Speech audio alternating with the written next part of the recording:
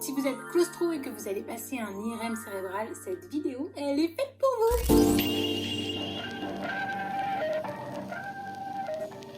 À chaque fois, les médecins, ils oublient de nous donner des backstage, des rendez-vous médicaux et des soins médicaux. Alors, vu que j'en ai pratiqué pas mal, je vais pouvoir vous dire quoi faire si vous êtes claustro ou si vous appréhendez votre entretien. Non, examen. Déjà, il faut savoir que vous allez être entièrement mis dans la machine puisque forcément cérébral, tu vas être tout au fond du tube. Ensuite, ils vont vous mettre un casque. Enfin, un casque aéré. Il y a quand même du jour. Alors, la première fois qu'on m'a mis, j'ai ouvert les yeux et j'ai laissé faire pour voir un petit peu comment ça allait se passer. Mais non, c'est pas la bonne astuce. Franchement, honnêtement, vaut mieux fermer les yeux quand il va mettre le masque. Parce qu'en fait, quand il a mis le masque, j'ai eu cette sensation d'oppressement. J'ai revu le masque de fer. Ok.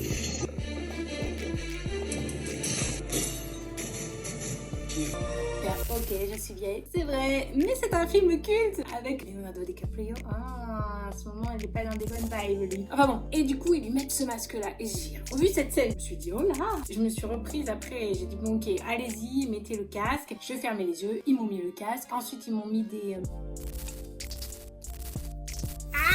cale là et là pour pas que tu bouges. Il y a des petits tips à savoir. En fait, ils vous le proposent pas généralement, mais vous pouvez demander à mettre la ventilation à fond. Comme ça fait l'impression vraiment qu'il y a du vent. Et je sais que pour les crises d'angoisse et les angoisses, le froid, c'est un copain. Du coup, j'ai demandé la ventilation au maximum et j'ai mis aussi des huiles essentielles sur le poignet et ici là sur le creux du coude. Et donc bon, déjà pour les gens qui puaient juste avant, ça fait un petit peu d'air frais.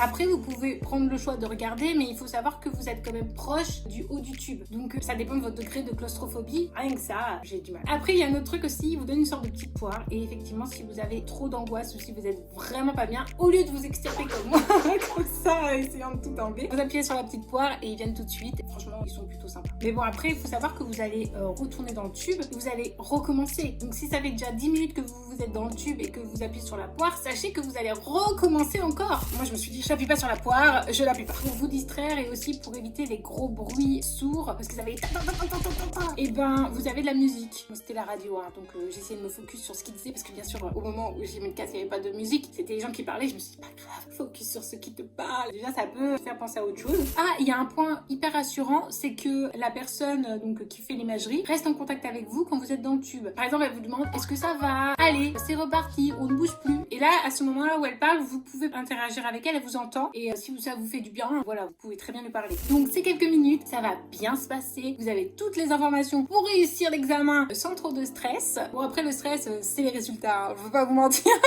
Après avoir fait ce premier palier, tu te dis ah merde, il y a le deuxième. En tout cas, je vous souhaite bonne chance pour vos examens et je ferai d'autres tips sur... il y en a énormément d'examens et surtout qu'on ne provient pas vraiment tout le temps. Donc voilà, à la prochaine!